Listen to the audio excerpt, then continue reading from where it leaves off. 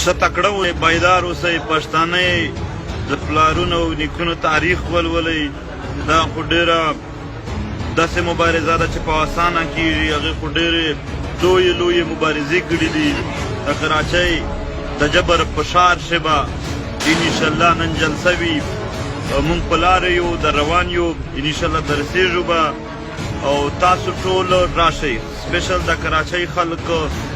نن که تاسو دا چې په تاسو باندې کومه ویره خوره شوې ده، کوم دهشت ستاسو په زړونو کښې ایښی دی، هغه که تاسو نن نه که مات، بیا یې کله هم نشئ ماتولی.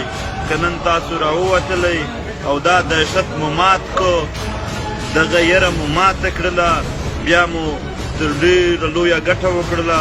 ګنې دوی اوس نوره یره خوره کړې ده، هغه به بیا برقراره وساتي. دوی څه هم نشي کولی، دوی ناکامه دي. دوی خپل دروغ چې کوم دي دروغ وایي، دوی د ولس رښتیا په دروغو پټوي. دوی دا نیول، دا موږ ډېر څه تیار یو نیول پکې سوي.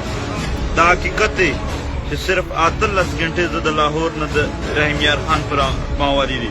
هر ځای شلار بند، پولیس کله نسي کله څه کي، خو بیخي ما خو خندا پر راځي.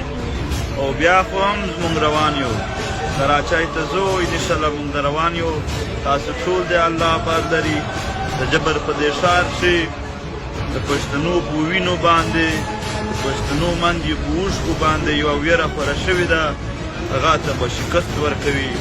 دا د روانور ښار نه، دا به د ولس او د انصاف ښار جوړېږي کله موږ او تاسو راپورته شولو. ډېره مننه، الله مو آباد لره. مننه.